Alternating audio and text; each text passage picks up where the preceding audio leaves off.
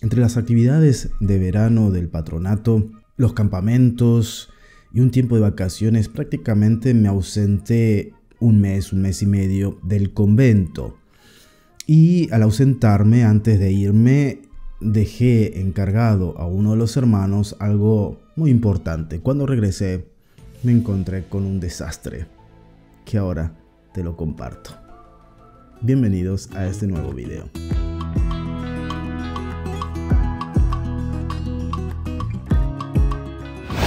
Hola, yo soy Fray Helio, conocido en las redes como un peregrino gris. Bueno, estoy hecho percha porque tengo un resfrío de aquellos. Eso no me lo esperaba. Pero quería compartir con vos esta experiencia, algo que me pasó este verano. Como había dicho en la introducción, entre los campamentos y demás actividades, después me fui un tiempo de vacaciones. Señor, qué suerte tienen algunos. Dejé encargado a los hermanos, viste que cuando uno se va de vacaciones les encarga, por ejemplo, las mascotas o las plantas. Bueno, yo les dejé encargado dos plantas, esta que te muestro aquí en esta fotografía, estas dos mejor dicho, que puedes ver ahí. Cuando regreso me encuentro con esto. ¡Se murió!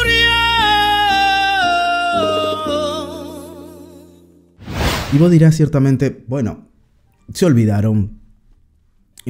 No las cuidaron, se secó la planta.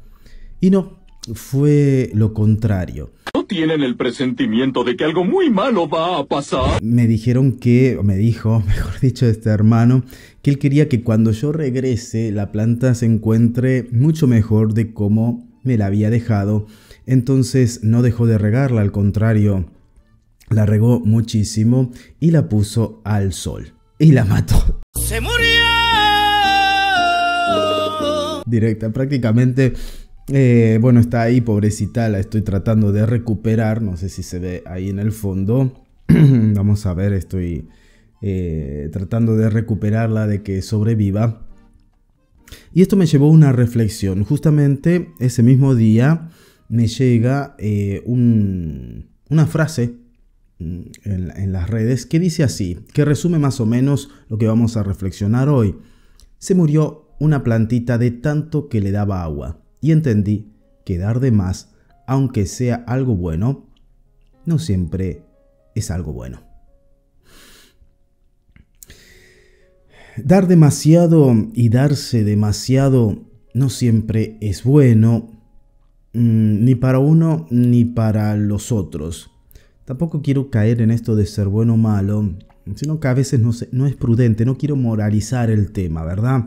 Pero quiero que reflexionemos juntos. A veces damos y terminamos ahogando, ¿no?, a los otros o secándonos de tanto dar, vaciándonos porque hemos dado tanto. Entonces la pregunta que nos podemos hacer es, ¿cómo entonces dar la justa medida? ¿Cómo darnos en una justa medida hacia los otros, o en una pastoral, o en las relaciones, o en el trabajo? Volviendo al tema de la planta, cuando yo adopté esta planta, lo primero que hice es conocerla. Es decir, pregunté, bueno, ¿qué debo hacer? Yo sabía que quería una planta de interior, una planta que a través de sus hojas purifique el aire de la habitación, pero también tenía que saber cómo mantenerla, cómo alimentarla. Entonces me informé, y esta planta, a lo contrario de lo que hicieron mis hermanos, debe ser regada una vez a la semana, o viendo cuando hace más calor, ver la tierra que no se seque mucho, pero no le gusta estar empantanada, no le gusta recibir mucha agua. Y no puede estar expuesta al sol directamente, sino tener, sí, una habitación iluminada, pero que el sol no le dé directamente porque le quema las hojas. Cosa que también hizo mi hermano, de colocarla frente al sol, porque pensaba que así iba a estar mucho más verde y más contenta. La quemó. Y de esa manera nosotros también, cuando conocemos una persona o cuando vamos a un grupo, integramos una nueva comunidad. Lo importante de conocer primero, por ejemplo, el contexto, de conocer quién es esta persona con la cual me estoy relacionando, la importancia del diálogo, la importancia que tiene la confianza, que son los fundamentos para entablar sanas relaciones. La importancia también de conocerme a mí mismo, de saber lo que quiero, lo que estoy buscando, de saber lo que el otro quiere, lo que el otro está buscando, lo que verdaderamente necesita. Porque muchas veces damos, nadie te lo pidió. Eso tuvo que doler. ¿O no es eso lo que necesita la persona? ¿No? Lo mismo sucede cuando llegamos a una comunidad, a una parroquia, a un club, a un trabajo nuevo. Queremos inmediatamente, tal vez por nuestro egocentrismo, nuestra búsqueda de vanagloria o de aceptación, ya queremos hacer, queremos cambiar, queremos modificar, sin conocer, sin respetar los procesos de los otros, sin tener en cuenta la historia del grupo, del lugar, ¿no? El contexto, como decíamos antes, sin tomarnos el trabajo de conocer poco a poco los integrantes, ¿no? Por ejemplo, cuando a mí me invitan a una charla o a predicar un retiro, siempre pregunto, por ejemplo, la edad de los participantes, la procedencia, de dónde vienen, si son solo mujeres, si son solo varones, si es mixtos, de qué trabajan, si son religiosos, si va a haber laicos y religiosos, si los religiosos están en formación, si ya son religiosos que vienen, por ejemplo, años de camino, porque es muy distinto hablarles a diferentes públicos, ¿verdad? Pero si yo no tengo en cuenta eso, entonces mi discurso sí puede ser muy bonito, pero no sirve para nada. Puedo estar dando algo que al otro no le va. Entonces, ¿qué es lo que tenemos que dar? ¿Cómo nos tenemos que donar? Para el bien de los otros y también, como dije, para el bien nuestro. El problema no es dar y dar, sino cómo dar la medida justa, la justa medida, respetando siempre el proceso de los otros y respetando también tu proceso. Me acuerdo una canción de Pimpinela que decía: primero yo, de ahora en adelante. Si querés, podríamos hacer un análisis de esta canción que es muy interesante también, ¿no?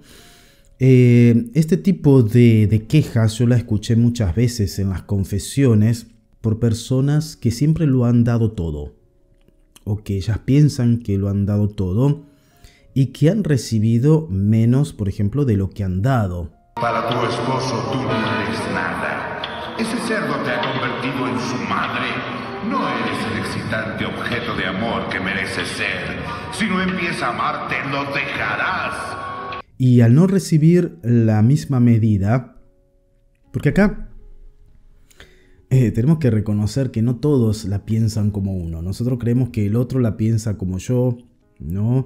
Que va a responder como yo quisiera que responda. Y muchas veces no responden como nosotros queremos. Muchas veces ni responden ni siquiera. Entonces, cuando vos estás dando de esa forma y no recibís del otro lado, la persona se enfurece. Se siente usada, se siente vacía porque lo ha dado todo sin recibir nada. Y se dan cuenta en ese momento de que en verdad uno debe comenzar por uno mismo, ¿no? Como la canción de los Pimpinela, ¿no? Primero yo, ahora yo, ¿no? Primero yo. Y está bien porque primero tengo que amarme a mí mismo para poder amar al prójimo. Y muchas veces es cierto que se nos han metido por todos lados que nosotros tenemos que dar, mejor dar que recibir y todas esas cosas. Pero ojo con eso porque en verdad puede ser una trampa, porque muchas veces nosotros damos porque en verdad estamos heridos y estamos buscando un reconocimiento en los otros o los aplausos de los otros, la vanagloria de los otros, y entonces nuestro dar no es sincero, no es puro. Por eso muchas veces hay personas que se enojan porque no son aplaudidas, no son reconocidas, porque en verdad lo que estaban buscando era eso, no tanto hacer el bien, no tanto hacer caridad, sino que estaban buscando otra cosa. Muchas veces hay personas que dan todo su tiempo en la parroquia, en el trabajo, pero en verdad para no estar en la casa. También le pasa a los párrocos, ¿no? Mucha actividad parroquial y muchas veces para no estar en la fraternidad, sobre todo cuando son religiosos. Entonces, no siempre el dar, el activismo continuo es favorable. Puede matar, puede ahogar. No siempre las sobreproteger a los hijos, estar continuamente, ay, que no se lastimen, ay, que no les pase esto, ay, que no se entristezcan, ay, que no tengan frustraciones, es bueno, porque no le estoy ayudando a crecer. ¿Por qué siempre tenés que estar presente en todo? ¿Por qué siempre tenés que estar respondiendo a todo o tenés que tener todas las respuestas?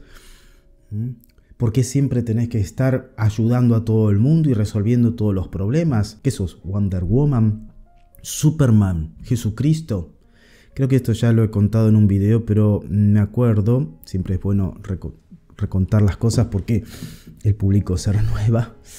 Pero me acuerdo una vez, yo estaba en crisis porque estaba estudiando el doctorado y ciertamente el estudio te lleva a estar encerrado entre los libros y me sentía como que no hacía nada por la humanidad. Voy a hablar con el rector, le presento mi crisis y me mira y me dice, mira que el mundo ya lo salvó Jesucristo.